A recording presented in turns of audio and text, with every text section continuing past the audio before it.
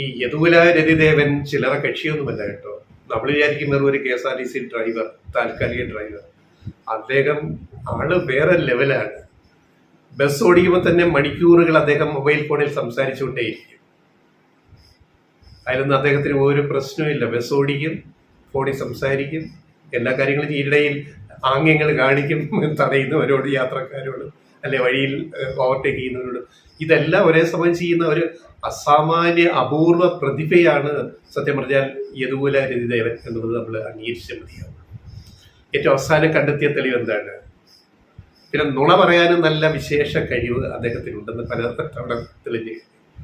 ഏറ്റവും രസകരമായ ഒടുവിലത്തെ ഘട്ടത്തില് ഇദ്ദേഹം കഴിഞ്ഞ ഈ തിരുവനന്തപുരം മേയർ ആര്യ രാജേന്ദ്രനും ഭർത്താവ് MLA സച്ചിൻ ദേവും കൂടി ഈ ബസ് തടഞ്ഞു നിർത്തിയ വിഷയം ഉണ്ടായിരുന്നു തിരുവനന്തപുരത്ത്. അപ്പൊ ആ ട്രിപ്പ് അദ്ദേഹം ഓടിച്ചത് ഇതിന്റെ മുഴുവൻ എല്ലാം ട്രാക്ക് ചെയ്ത് അതിന്റെ സമയക്രമങ്ങൾ അദ്ദേഹം ഉപയോഗിച്ച മൊബൈൽ ഫോണിൽ എങ്ങനെ ആരോടൊക്കെ സംസാരിച്ചു എന്നതൊക്കെ പോലീസും KSRTCയുടെ വിജിലൻസും അത് പരിശോധിച്ചുകൊണ്ടിരിക്കുകയായിരുന്നു.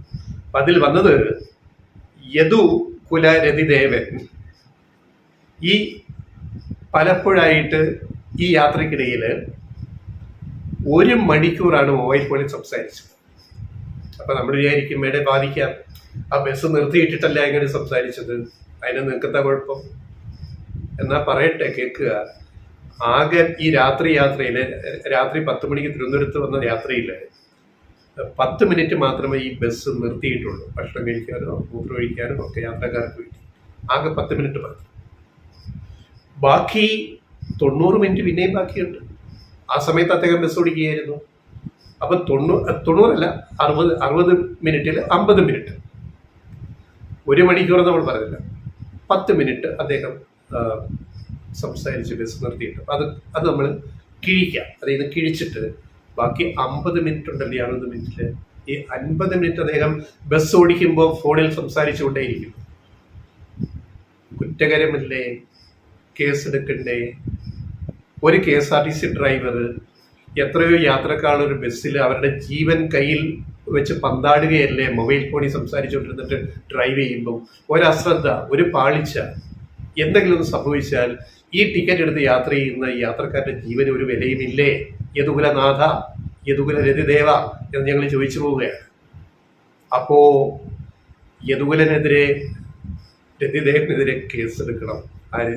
ആദ്യം KSRTC കേസെടുക്കണം, പിരിച്ചുവിടണം. 2 പോലീസ് കേസെടുക്കണം. അശ്രദ്ധമായിട്ട് മൊബൈലിൽ സംസാരിച്ചുകൊണ്ട് ബസ് ഓടിച്ചതിന്. പൊതുജന വാഹനമാണ്, പൊതുവാഹനം, പബ്ലിക് ട്രാൻസ്പോർട്ട്. അത് യാത്ര ചെയ്യുന്ന ജീവനക്കാരുടെ ജീവൻ പന്താടിക്കൊണ്ടാണ് ഈ പരിപാടി അങ്ങനെ ചെയ്തുകൊണ്ടിരുന്നത്. ഇത് പിടിച്ച കേസ്, ആര്യ രാജേന്ദ്രന്റെ കേസ്. പിടിക്കാത്ത കേസ് വേറെ എത്ര കാണും? കഴിഞ്ഞ ദിവസം വന്നല്ലോ നടി റോഷ്നി ആൻ റോയ് വെളിപ്പെടുത്തിയ കാര്യം. ഈ വാർത്തകളൊക്കെ പുറത്തു വന്നപ്പം പിന്നെ റോഷ്നി പെട്ടെന്ന് ഓർത്ത് ഈ മുഖം കണ്ടപ്പോൾ, യദുകുല രതിദേവന്റെ മുഖം കണ്ടപ്പോൾ, ഇയാളാണല്ലോ അന്ന് ഞാനുമായിട്ട് പ്രശ്നം ഉണ്ടായത്. ഞാൻ കാറിൽ യാത്ര ചെയ്യുമ്പോൾ എൻ്റെ അനിയനുമായിട്ട് +2 വിദ്യാർത്ഥിയായിട്ട് യാത്ര ചെയ്യുമ്പോൾ ആണല്ലോ ഉടപ്പുണ്ടാക്കിയിട്ട് ഇറങ്ങി വന്നിട്ട് തോന്നിയാസം പറഞ്ഞിട്ട് പോയത്. അതിൻ്റെ ഫോട്ടോസ് ഞാൻ എടുത്തിട്ടുണ്ടല്ലോ മൊബൈലിൽ എന്ന് പറഞ്ഞ് റോഷ്നി ആൻഡ്രോയിഡ് തപ്പി നോക്കി എല്ലാം എടുത്തിട്ട് ഫേസ്ബുക്കിൽ പോസ്റ്റ് ഇട്ടു. അതോടുകൂടി പൊളിഞ്ഞു. ആദ്യം പറഞ്ഞ തുണ എന്താണ്? അയാളുടെ ബോഡി ലാംഗ്വേജ് കണ്ടാൽ തന്നെ അറിയാം അയാൾ നന്നായിട്ട് തുണ പറയുന്നു. മാപ്രകൾക്ക് മാത്രം അത് മനസ്സിലാവില്ല. മാപ്രകൾക്ക് അദ്ദേഹം ദിവ്യ പുരുഷനാണ്, പൊൻകിരണമാണ്. എന്തിന്റെ നീതിയുടെ പൊൻകിരണമാണ് അദ്ദേഹത്തിന്. മനസ്സിലായില്ലേ? ചില മാപ്രകൾ, അവതാരകർ ടെലിവിഷൻ ചാനലുകളില്ല, ന്യൂസ് ചാനലുകളിൽ, പേര് ഞാൻ പറയുന്നില്ല, ഒക്കെ നമ്മുടെ സുഹൃത്തുക്കളാണ്, പരിചയക്കാരാണ്, നമ്മളൊക്കെ സുഹൃത്തുക്കളാണ്. 10, 15, 20 വർഷങ്ങളായി. അതുകൊണ്ട് പേര് പറയുന്നത് ശരിയാണ്. അപ്പോ എന്ത് സംഭവിച്ചു? പുള്ളി പറഞ്ഞു, ഞാൻ ഇന്ന് വരെ തൃശ്ശൂർ ബസ്സേ ഓടിച്ചിട്ടുള്ളൂ, തിരുവനന്തപുരം തൃശ്ശൂർ. ഞാൻ തൃശ്ശൂർ വിട്ട് പിന്നെ പോയിട്ടില്ല, വടക്ക് കിടത്തില്ല. പിന്നെ കുന്നംകുളത്ത് വെച്ചിട്ട് ഈ നടി എന്ന് പറഞ്ഞ ഇവരും ഞാനും തമ്മിൽ വഴക്കുണ്ടായി എന്ന് പറയുന്നതിന് എന്താ അർത്ഥമുള്ളത്? പച്ച നുണ, കല്ല് വെച്ച നുണയാണ് അയാൾ പറഞ്ഞതെന്ന് പിന്നീടാണ് മനസ്സിലായത്. ആദ്യം അയാളെ ദിവ്യപുരുഷനാക്കി നമ്മുടെ ചാനലുകൾ, അവതാരകർ. അയ്യോ, നമ്മുടെ പാവം യദുകുല രതിദേവൻ, അയാളെ പറ്റി എന്തൊക്കെയാണ് ഈ പറഞ്ഞുണ്ടാക്കുന്നത്? മോശമല്ലേ? അവസാന റെക്കോർഡുകൾ KSRTC പരിശോധിച്ചു. KSRTC വിജിലൻസ് തപ്പിയെടുത്ത് മുഴുവൻ. എന്താണ് കാര്യം? ആ ദിവസം ഇങ്ങേര് ഈ യദുകുല രതിദേവൻ അന്ന് തൃശ്ശൂർ വഴി വഴിക്കടവ് അങ്ങ് നിലമ്പൂരിനപ്പുറത്തെ അങ്ങ് ചെക്ക് പോസ്റ്റിന്റെ അടുത്ത് വരെ, തമിഴ്നാടിന്റെ അതിർത്തി വരെയുള്ള തിരുവനന്തപുരം വഴിക്കടവ് ബസ് ഓടിച്ച വിദ്വാനാണെന്ന് യദുകുല രതിദേവൻ. അപ്പോ നടി റോഷ്ന ആൻഡ് റോയ് പറഞ്ഞത് സത്യമാണ്. കുന്നംകുളം എവിടെയാണ്? തൃശ്ശൂർ കഴിഞ്ഞിട്ട് അങ്ങോട്ട് പോകുന്ന വഴിക്കാണ് കുന്നംകുളം. തൃശ്ശൂർ കഴിഞ്ഞാൽ അടുത്ത വടക്കോട്ട് പോകുമ്പോൾ അടുത്ത പ്രധാന ടൗൺ ബസ് സ്റ്റാൻഡ് എല്ലാം ഉള്ള സ്ഥലം. ആ വഴിയിലാണ് ഈ സംഭവം ഉണ്ടായത്. ഇങ്ങനെ നുണ പറയുന്നവരെ, ഇങ്ങനെ മോശമായിട്ട് വഴിയെ പോകുന്ന യാത്രക്കാരോട് അല്ലെ കാറിൽ പോകുന്നവരോട് മോശമായിട്ട് പെരുമാറുന്ന റോഷന പറഞ്ഞത് സത്യമാണെന്ന് തെളിഞ്ഞില്ലേ? ഇനി ഞങ്ങൾ കൂടുതൽ പറയുന്നത് മാധ്യമങ്ങളെ പറ്റി പറഞ്ഞാൽ അധികമായി വേറൊന്നുകൂടി പറഞ്ഞിട്ട് അവസാനിപ്പിക്കാം. വേറൊരു സംഭവം ഉണ്ടായിട്ട് അങ്ങ് ബംഗളൂരുവിൽ കക്ഷി വലുതാണ്, മുൻ പ്രധാനമന്ത്രിയുടെ കൊച്ചുമോനാണ്. ഈ യദുകുല രതിദേവൻ പോലെ വേറൊരു കഥാപാത്രം കൂടെ കുറെ കൂടെ മാഗ്നിഫൈഡ്. ഇത് ചെറുത്, യദു ചെറുത്, മറ്റേത് വളരെ വലുതാണ്. ആരാണ്? ഇന്ത്യയുടെ മുൻ പ്രധാനമന്ത്രി HD ദേവഗൌഡയുടെ മകൻ, HD രേവണ്ണയുടെ മകൻ, ദേവഗൌഡയുടെ ചെറുമകൻ. അതൊക്കെ ഇപ്പം ആരാണ്? കർണാടകയിൽ ഇലക്ഷൻ കഴിഞ്ഞ, വോട്ടെടുപ്പ് കഴിഞ്ഞ ഹാസൻ മണ്ഡലത്തിലെ ലോക്സഭാ സ്ഥാനാർത്ഥി. ആരുടെ സ്ഥാനാർത്ഥി? NDA മുന്നണിയുടെ സ്ഥാനാർത്ഥി.